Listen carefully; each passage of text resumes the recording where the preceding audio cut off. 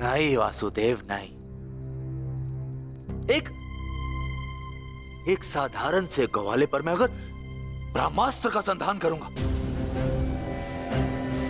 तो ये ब्रह्मास्त्र का अपमान होगा। वासुदेव, तुम्हें तो इस महाविनाश की ग्लानि से ही मर जाना चाहिए।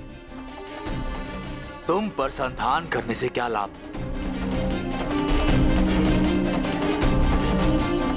ज्येष्ठ भ्राता युधिष्ठिर, क्यों ना मैं इस ब्रह्मास्त्र का संधान तुम पर करूं?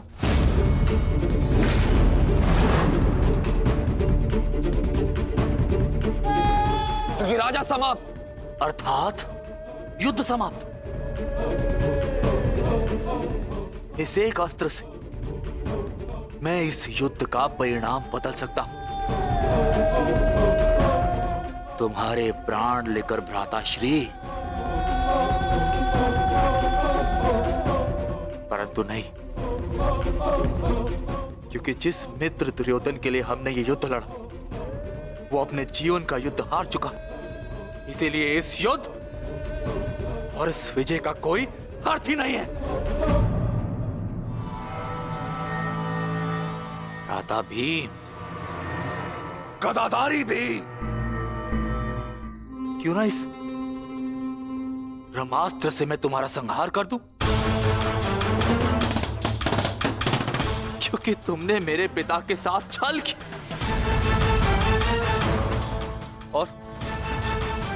और बड़ी निर्दयता से मेरे पिता का अंत करवाया।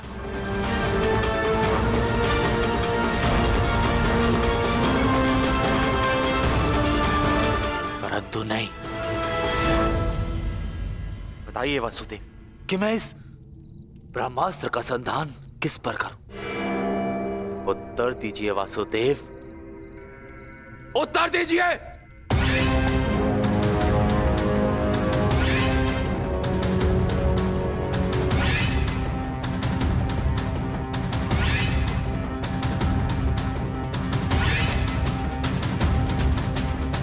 संधान करूंगा, परंतु उस पर जिस पर संधान करने से मेरा वचन पूरा होगा, जो मैंने अपने मित्र दुर्योधन और अपने पिता की जल्दी देह के समक्ष दिया कि मैं पांडवों के संपूर्ण वंश का विनाश करूंगा।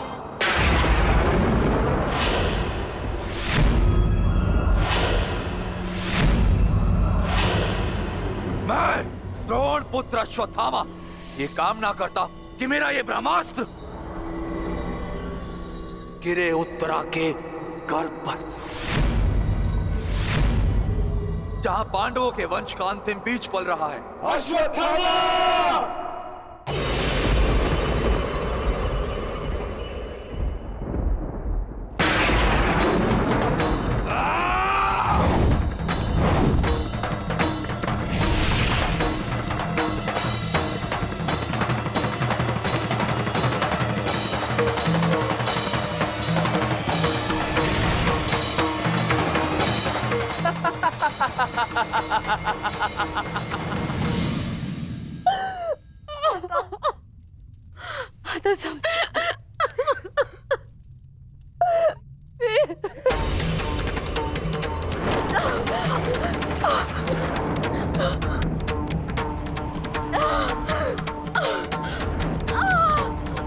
क्या हुआ पुत्री, तुम ठीक हो ना?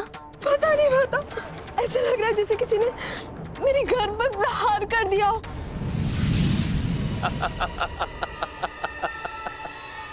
पांडवों के वंश का विनाश। अश्वत्थामा! ठहरो पांडवों, आज तुमने एक ब्राह्मण होने का धर्म त्याग दिया है। अश्वत्थामा, अपने इस दुष्कर्म के कारण आज तुम ब्राह्मण नहीं रहे, अपितु एक राक्षस बन गए हो।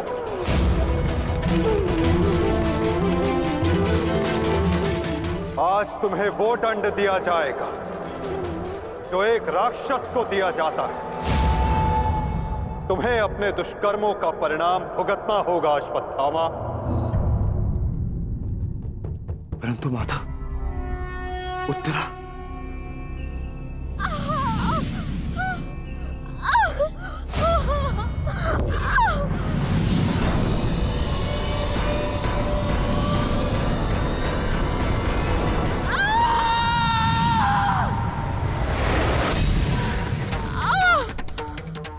ब्रह्मास्त्र उत्तरा के गर्भ में प्रवेश कर चुका है पार्थ।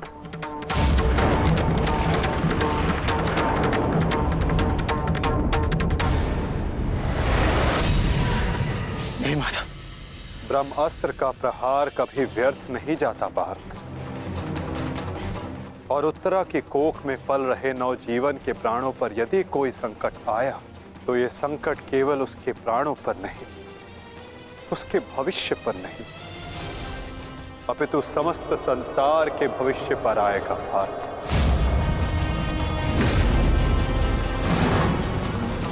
ये इस युग का अंत कहलाएगा पार्थ। अपितु इस नवजीवन की सुरक्षा करना आवश्यक है। धर्म के रक्षण के लिए इस नवजीव का जीवित रहना आवश्यक है पार्थ। माता रक्षा कीजिए, मेरी संतान पे कोई संकट आ रहा है।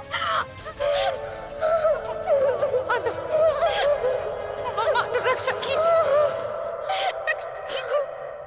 कुछ कीजिए माता, वैसा अनर्थ मत होने दीजिए।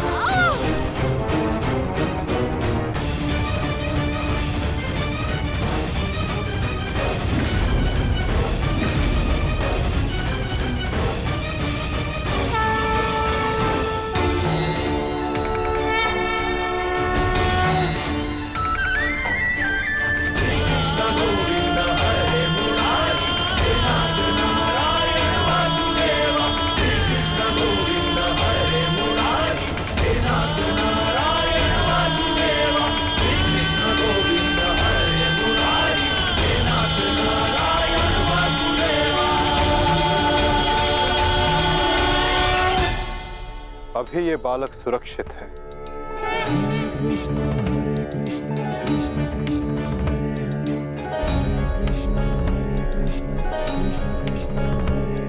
किंतु ब्रह्मास्त्र रूपी काल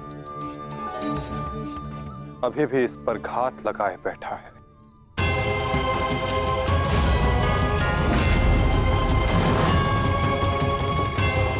इसलिए मैं स्वयं इस बालक की सुरक्षा और इसका मार्गदर्शन करूंगा।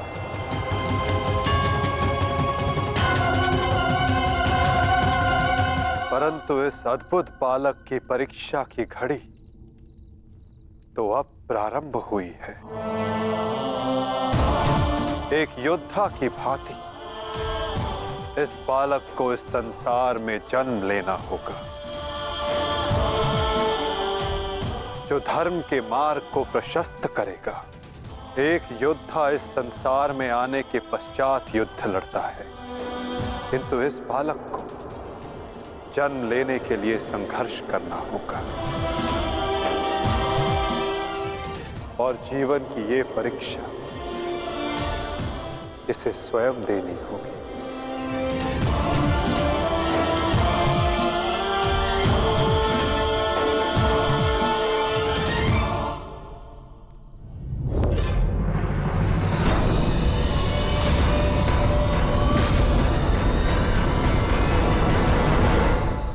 तुमने सीमा पार कर दिया अश्वत्थामा। अब मैं तुम्हें जीवित नहीं छोड़ूंगा। सच्च हो जा मरने के लिए अश्वत्थामा।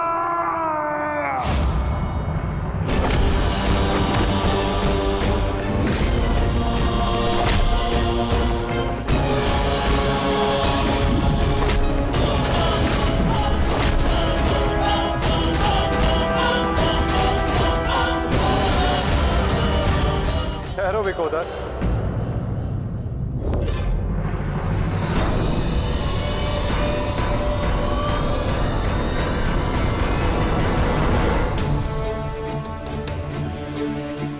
अश्वत्थामा तुम्हारा गुरु पुत्र है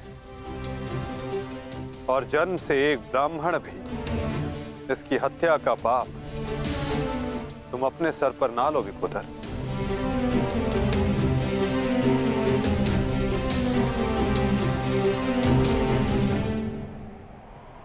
किंतु माता, इसने जो किया है वो क्षमा के योग्य नहीं।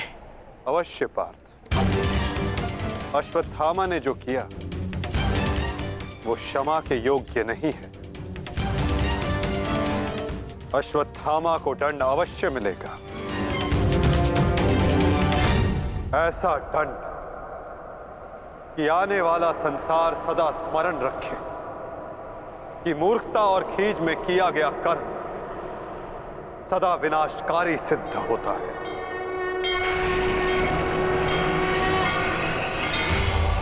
पार्थ,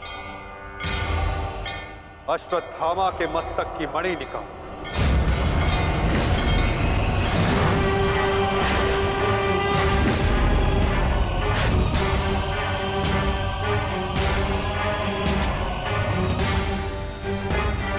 नहीं वासुदेव, आप ऐसा नहीं कर सकते।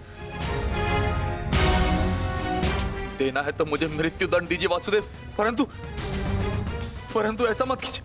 तुम वीर गति पाने के योग्य नहीं हो अश्वत्थामा। तुमने जो किया है उसका दंड तुम आजीवन भुगतोगे। पार्थ,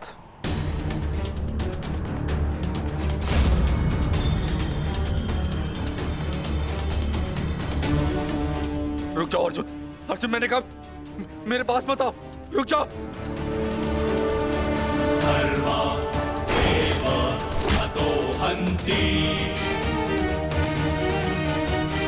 धर्मो रक्षति रक्षितः। तस्मात् धर्मो न हन्त्यो। मानो धर्मो हतो वधि।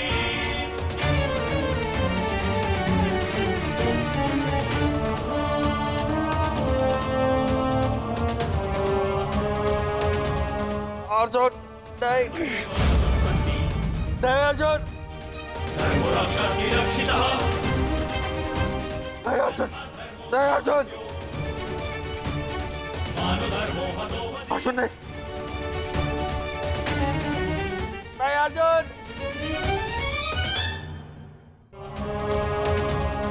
अर्जुन नहीं नहीं अर्जुन धर्मरक्षा की रक्षितः नहीं अर्जुन नहीं अर्जुन मानो धर्मो हतो बधि अर्जुन नहीं वासुदेव क्षमा कर दीजिए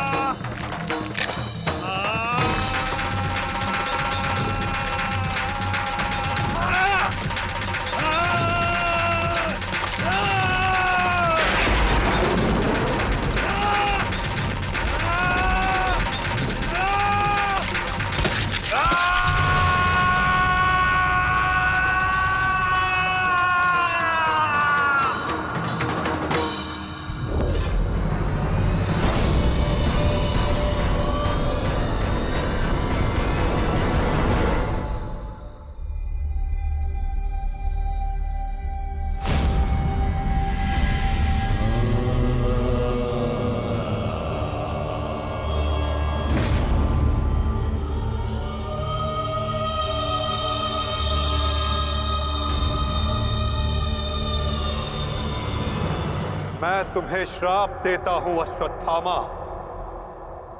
तुम्हारे ये घाव कभी नहीं भरेंगे। तुम चीरकाल तक आजीवन ऐसे सड़ते रहोगे।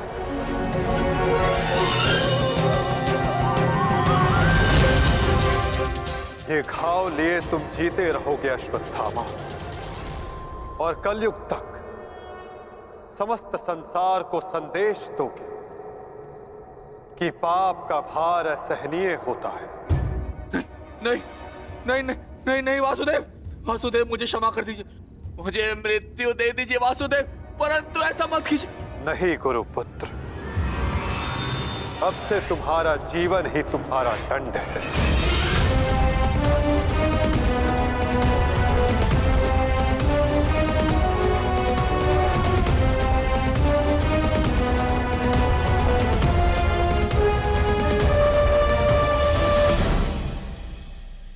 तुम्हें श्राप देता हूं अश्वत्थामा, तुम्हारे ये घाव कभी नहीं भरेंगे। तुम चीरकाल तक आजीवन ऐसे सड़ते रहोगे। ये घाव लिए तुम जीते रहोगे अश्वत्थामा, और कलयुग तक समस्त संसार को संदेश दोगे कि पाप का भार असहनीय होता है। नहीं नहीं नहीं नहीं नहीं वासुदेव, मुझे मृत्यु दे दीजिए वासुदेव, परंतु ऐसा मत कीजिए। नहीं गुरुपुत्र, अब से तुम्हारा जीवन ही तुम्हारा दंड है। ये क्या हो गया विदुर, ये क्या हो गया? एक भूल के कारण मेरा समस्त वंश समाप्त हो गया विदुर, समाप्त हो गया। यदि उस सभा में मैंने अपने पुत्र को रोका होता तो आज मेरे सभी 100 पुत्र जीवित होते।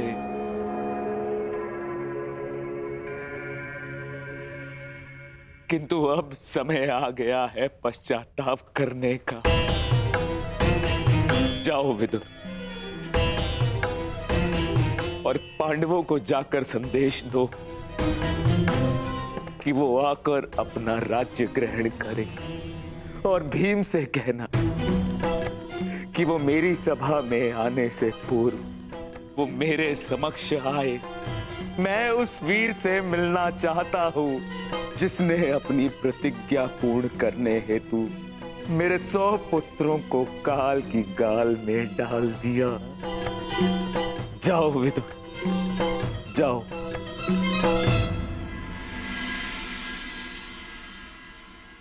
महाराज धृतराष्ट्र की आज्ञा का पालन अवश्य होगा महात्मा विदुर। कल पांडव उनके समक्ष अवश्य प्रस्तुत होंगे।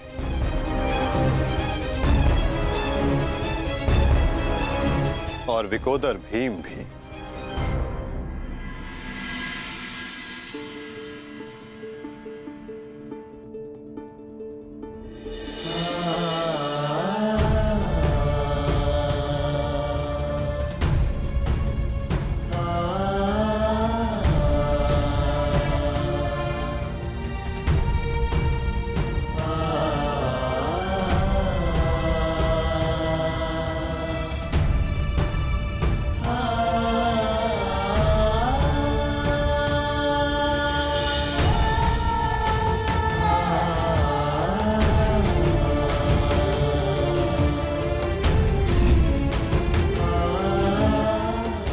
कल्याण हो पुत्रों।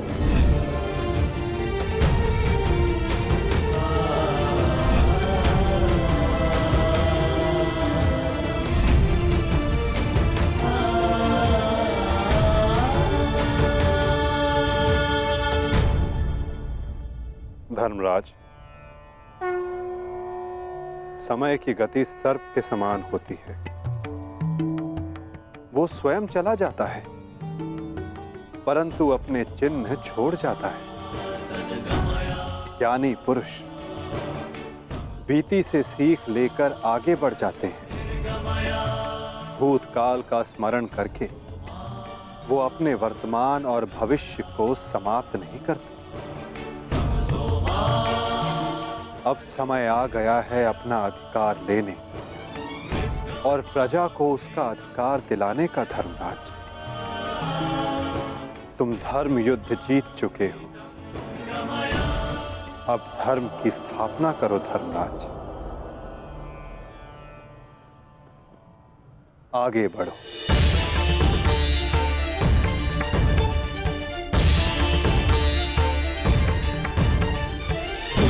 क्षमा शमोस्तेयम्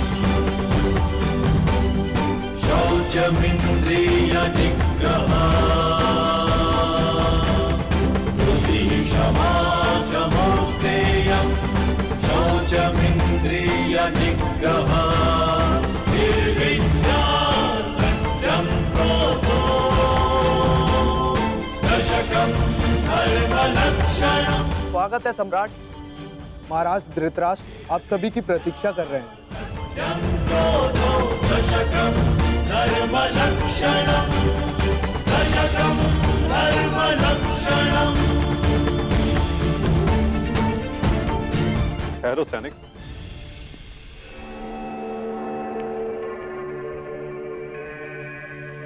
मुझे युवराज दुर्योधन का कक्ष देखना है। आइए वासुदेव।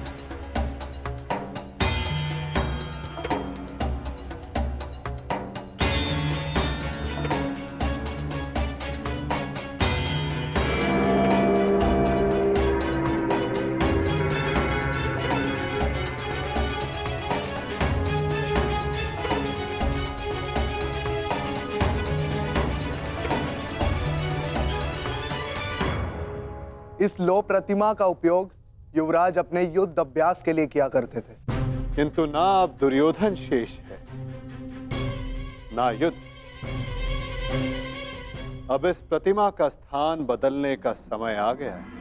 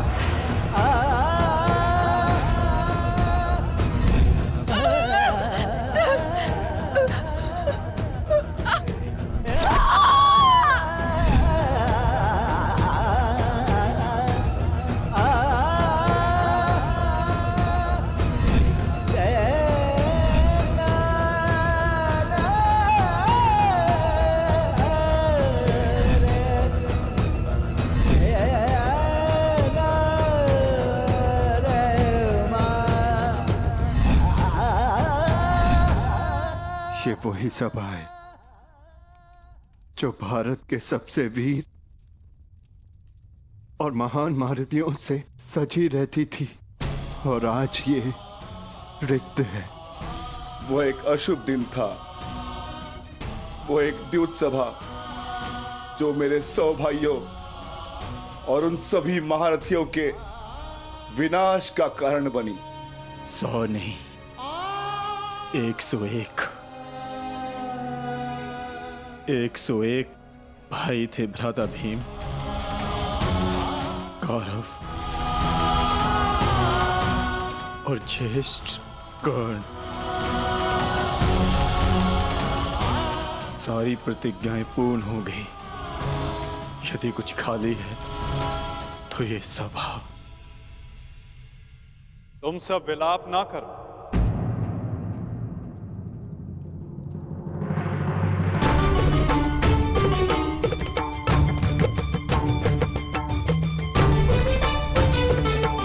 तुम सब ने धर्म के लिए युद्ध लड़ा, ऐसा कुछ नहीं किया जिसके कारण तुम्हें पश्चाताप अनुभव हो। ठीक कहा वासुदेव।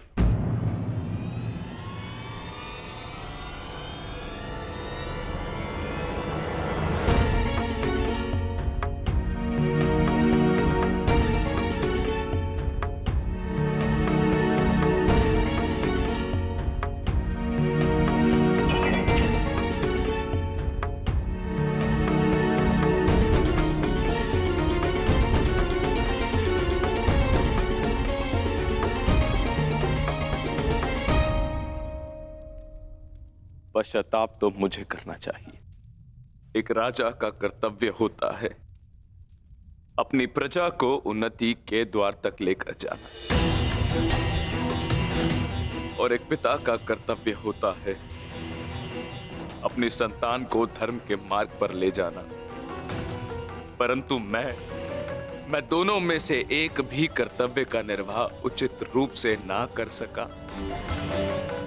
यदि आज ये सभा रिक्त है तो उसका कारण मैं ही हूं वासुदेव। भीम, तुमने मेरे 100 पुत्रों का वध किया है, किंतु अब मुझे तुम्हारे भीतर अपने वो 100 पुत्र अनुभव होते हैं।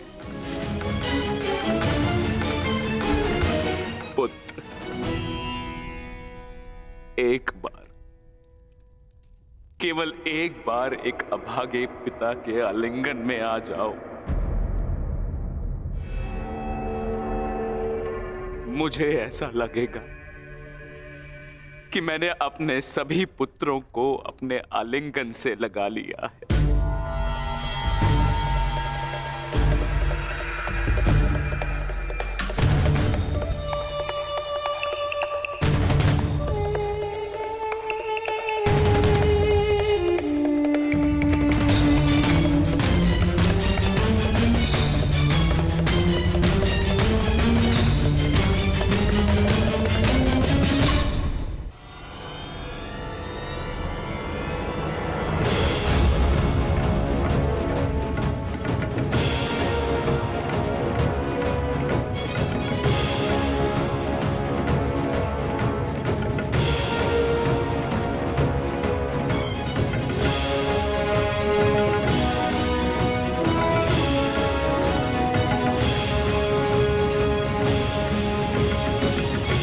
तुम्हारे अंदर 100 हाथियों का बल है ना भीम, और मेरी भुजाओं में भी मेरे 100 पुत्रों का वध करते हुए तुम्हें तनिक भी पीड़ा नहीं हुई भीम। तनिक भी हृदय नहीं कांपा तुम्हारा अपने भ्राताओं का वध करते हुए।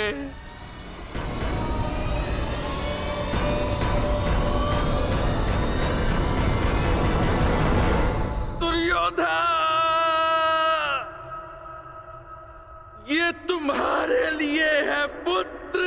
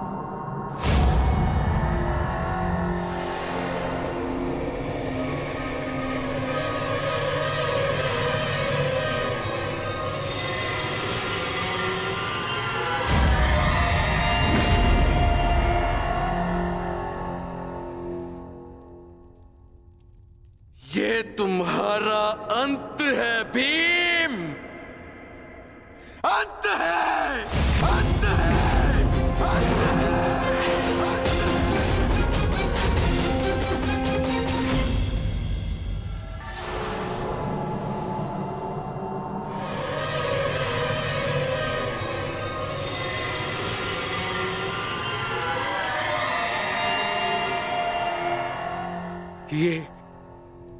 ये मैंने क्या कर दिया?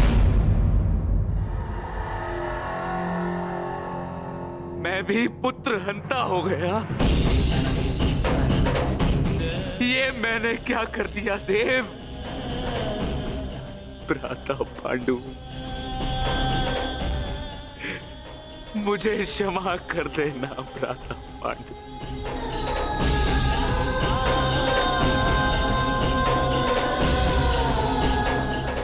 प्रतिशोध की ज्वाला ने मेरे विवेक को हर लिया। क्षमा कर मुझे।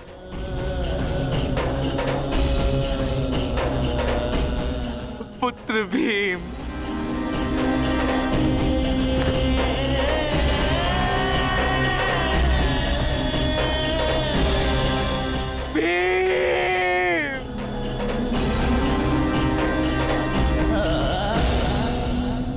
आपने उचित कहा महाराज।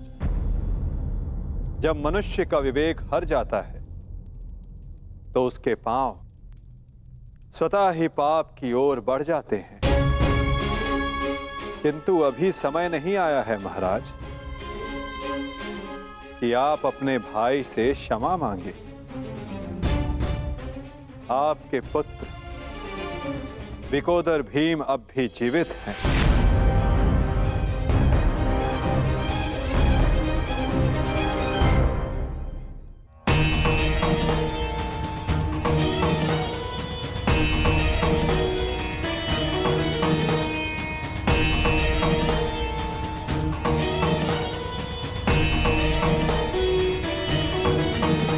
एक विवेकहीन निर्णय ने द्यूत रचा, दूसरे विवेकहीन हठ ने पांचाली का चीर हरण किया। ये विवेकहीनता ही तो थी महाराज जो महाभारत का बीज बना। नारायणं नमस्कृत्य नरं चैव नरोत्तमं प्रतिशोध की अग्नि शत्रु से पूर्व स्वयं को जलाती है। व्यासं अपने मन को शांत कीजिए। आप अभी पुत्रहीन नहीं हुए हैं। आपके 5 पुत्र सरस्वती अभी जीवित हैं। ततो जयं मुदीरये।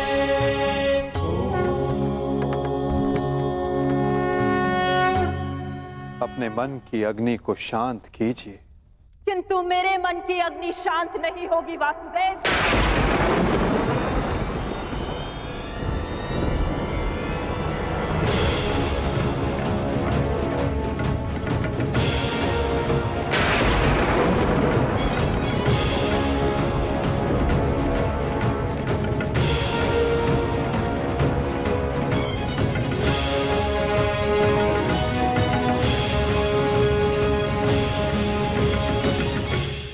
छल से मेरे सभी पुत्रों को मरवा डाला वासुदेव। मैंने प्रयास किया कि मेरा एक पुत्र शेष रह जाए, परंतु उस प्रयास को भी तुम्हारे छल ने भंग कर दिया। श्री बलराम को भी अपने कपट में उलझाकर मौन करवा दिया तुमने, परंतु इस माता की ममता अब मौन नहीं रह सकती। तुम्हारे छल से मेरे कुल का नाश हुआ है वासुदेव। मैं तुम्हें श्राप देती हूं कि जिस प्रकार तुमने मेरे कुल का अंत किया है, उसी प्रकार तुम्हारे कुल का अंत भी होगा।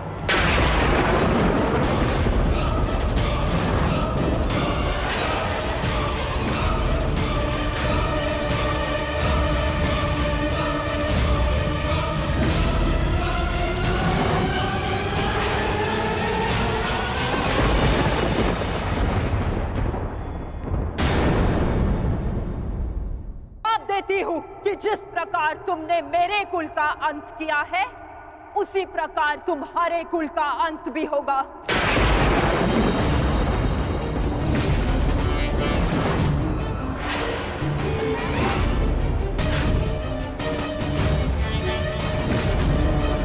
तुम्हारा कुल भी ऐसे ही आपस में लड़कर नष्ट हो जाएगा।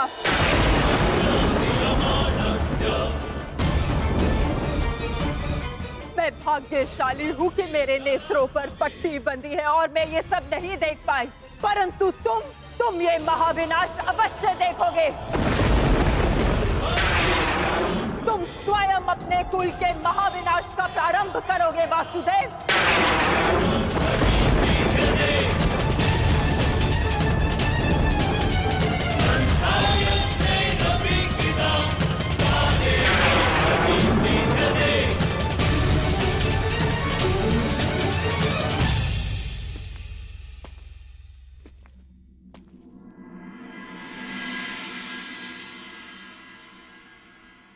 जिस प्रकार एक प्रसन्न माता का आशीष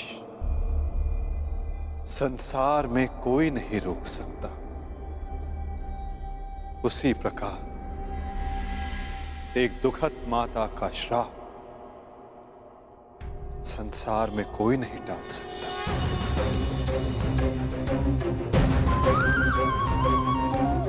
मुझे आपका श्राप स्वीकार है माते।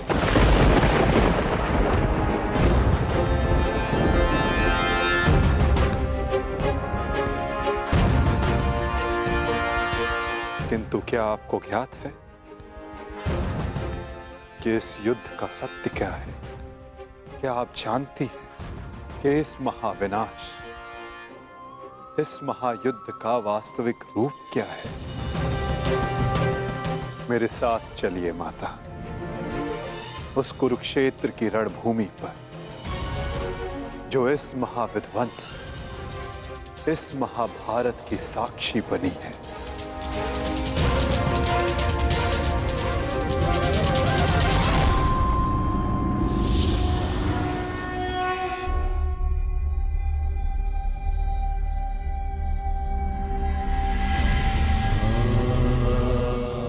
ये दुर्गंध कैसी वासुदेव?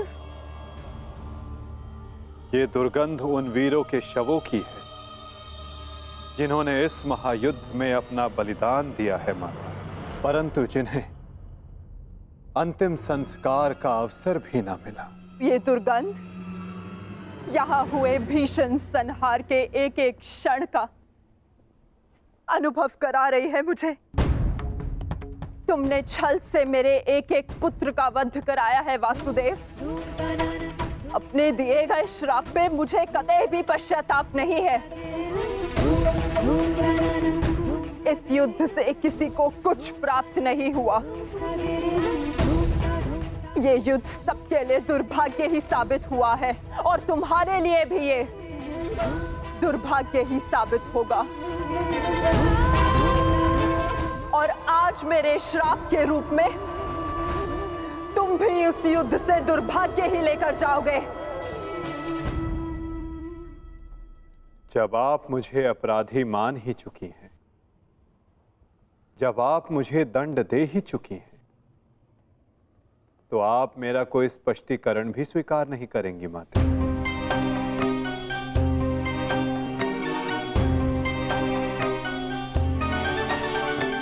परंतु सत्य का भान आपके लिए आवश्यक है माता।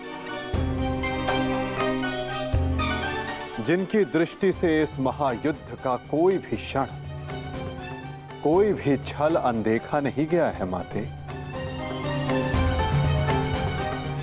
अब वीर बारबरी आपको सत्य का भान करवाएंगे।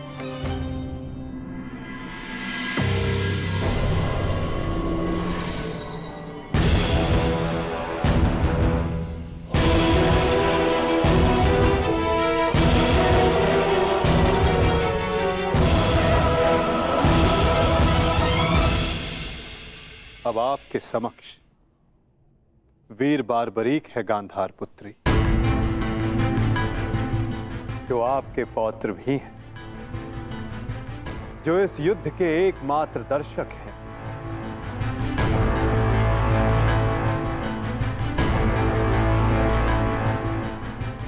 वो बारबरी जिन्होंने अपना शीश दान किया और अमर हो गए।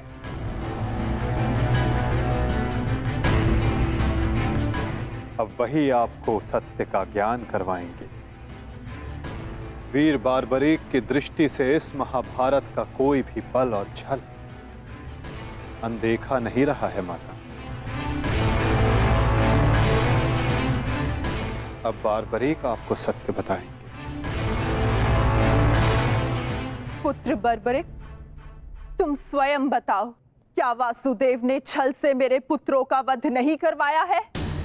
यदि तुमने इस युद्ध का एक एक क्षण निष्पक्ष होकर देखा है, तो बताओ, कौरव वंश के वट वृक्ष महामहिम भीष्म, जिन्हें इच्छा मृत्यु का वरदान था, क्या वासुदेव ने उन्हें अपने छल से धराशाही नहीं करवाया है?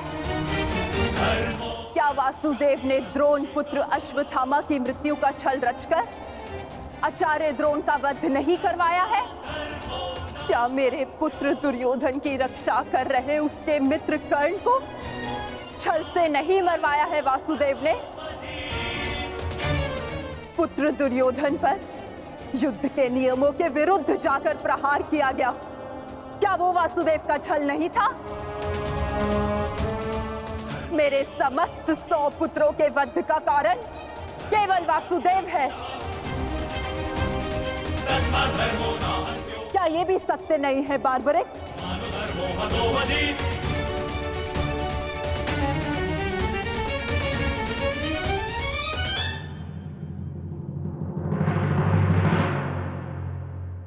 मैं आपसे सहमत हूं माते। ये सब स्वयं वासुदेव ने करवाया।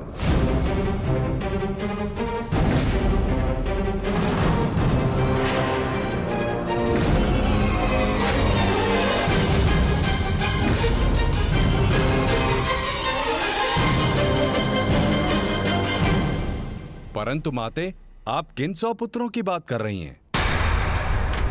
कौन भीष्म, कौन कर्ण, कौन द्रोण और कौन अभिमन्यु?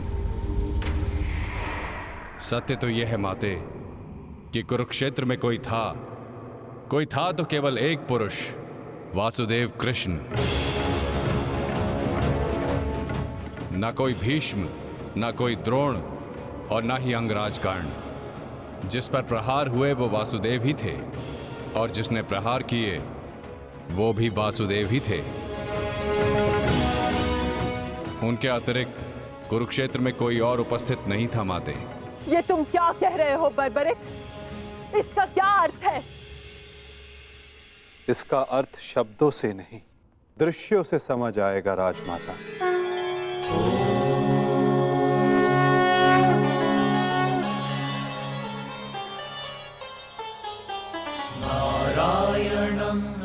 इस युद्ध के प्रारंभ से अंत तक हर प्रहार मैंने किया और हर प्रहार मैंने ही सहा।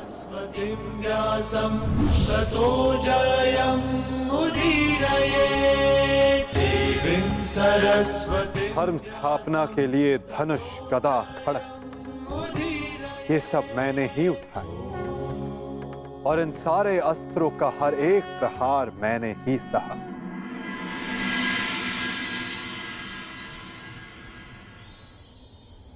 बाण चलाने वाला मैं ही था।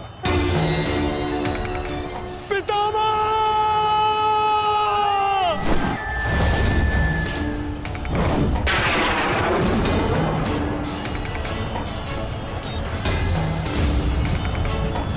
और उस बाण को अपने शरीर पर लेने वाला भी मैं ही था।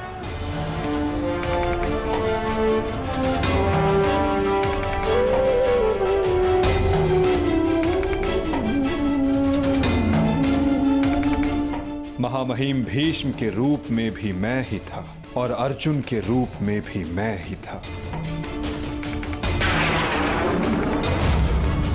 और सरशैया पर लेटने वाला भी मैं ही था। अभिमन्यु बनकर चक्रव्यूह मैंने ही तोड़ा।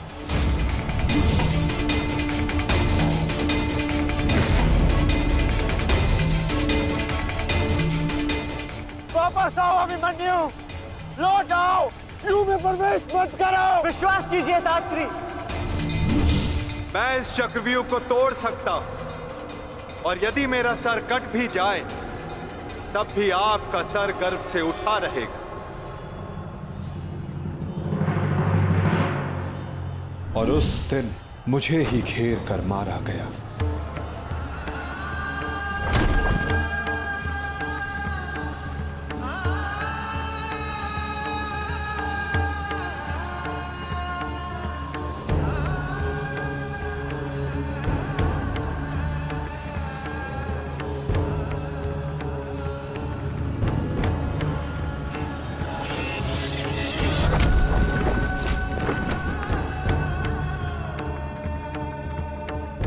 वो मैं ही था जिसने द्रोणाचार्य से कहा कि अश्वत्थामा मारा गया। आपने बिल्कुल सही सुना आचार्य द्रोण।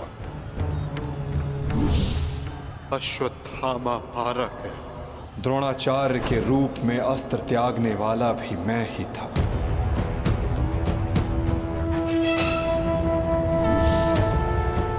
परंतु वो एक मनुष्य नहीं, एक हाथी था।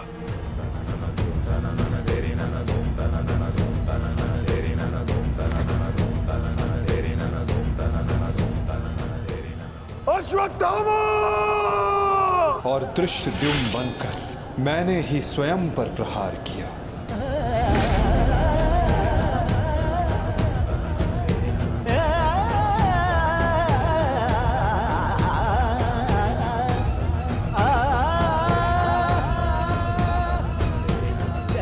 और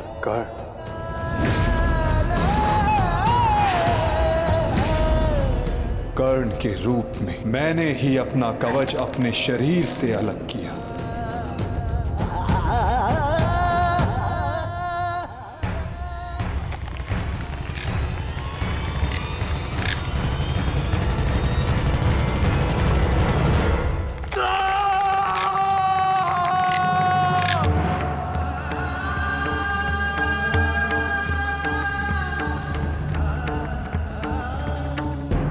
और युद्ध के मध्य में मेरे ही रथ का चक्र धंसा और मेरे ही आदेश पर मैंने ही स्वयं पर अंजलि का अस्त्र चलाया। अंगराज को मुक्त करो पार्थ। अंजलि का अस्त्र का प्रयोग करो।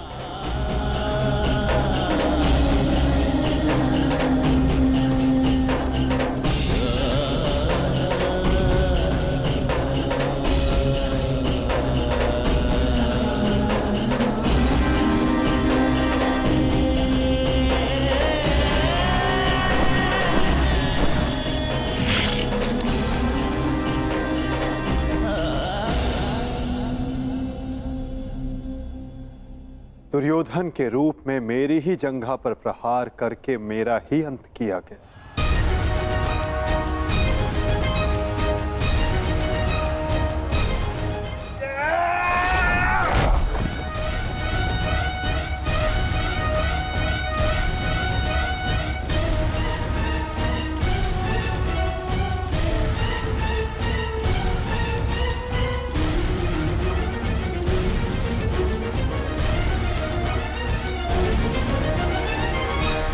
द्रुपद हो या धृष्टद्युम्न, विकोदर भीम हो या अर्जुन, सब में मैं ही था। मैं ही विजयी हुआ और मैं ही पराजित हुआ।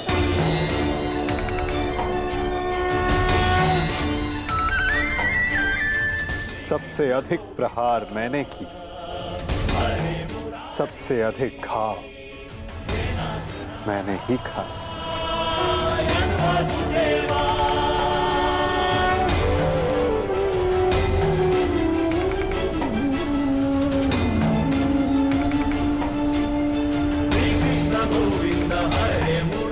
18 दिनों के इस महासंहार हर बार मृत्यु मेरी ही हुई। गिरता था जो घायल होकर रणभूमि में वो मैं ही था। अश्वत्थामा के अंगों से रक्त पीप श्वेत बनकर मैं ही युग युगांतर तक भटकूंगा। जीवन मैं हूं, तो मृत्यु भी मैं ही।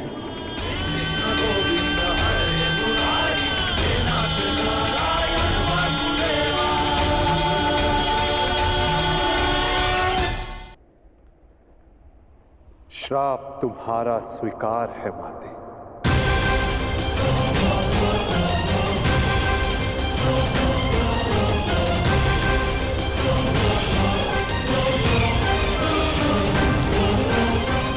परंतु जब सब आपने किया तो ये माया क्यों मेरे वासुदेव? आप सब एक क्षण में ठीक कर सकते थे, तो फिर ऐसा आपने क्यों नहीं किया? फिर उन प्रतिज्ञाओं का क्या होता माते, जो सबने ली थी? उन अपराधों के दंड का क्या होता, जो सबने किया? उन कष्टों का पुरस्कार क्या होता, जो धर्म ने सहे? उस सीख का क्या होता, जो इस युद्ध में हुए हर मृत्यु से मानव जाति को मिले, और जो संसार में प्रलय आने तक उनका मार्गदर्शन करेगी?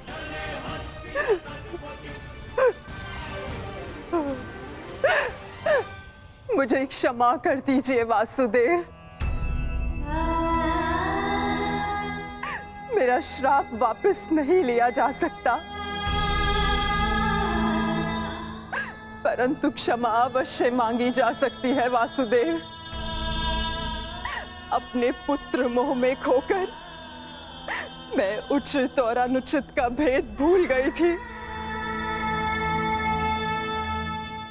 मुझे क्षमा कर दीजिए केशव कि उस हो रहे अधर्म के विरुद्ध ये गांधारी अपने स्वर ना उठा पाए।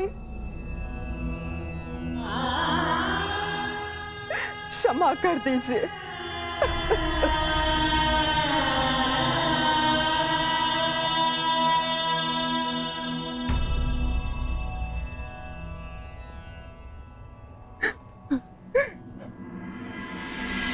नहीं माते, किसी का अंत किसी के श्राप से नहीं होता। यदि किसी का अंत होता है तो स्वयं के पापों से। यदि यदुवंश का अंत होगा तो आपके श्राप से नहीं माते, अपितु स्वयं के पाप कर्मों से।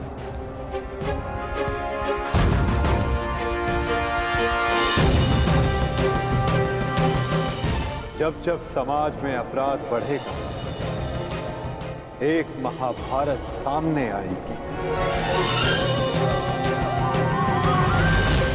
अपने ही अपनों को काटे, कभी कुरुक्षेत्र में तो कभी द्वारका में।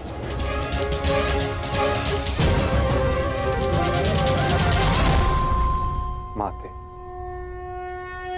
यदि आप कुछ करना चाहती हैं तो अपने मन के इस प्रतिशोध की अग्नि को शांत कीजिए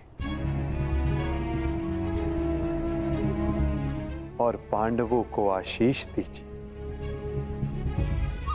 युधिष्ठिर का राज्य अभिषेक करवाइए और धर्म स्थापना में आपका ये योगदान और आपका आशीष आवश्यक है माते।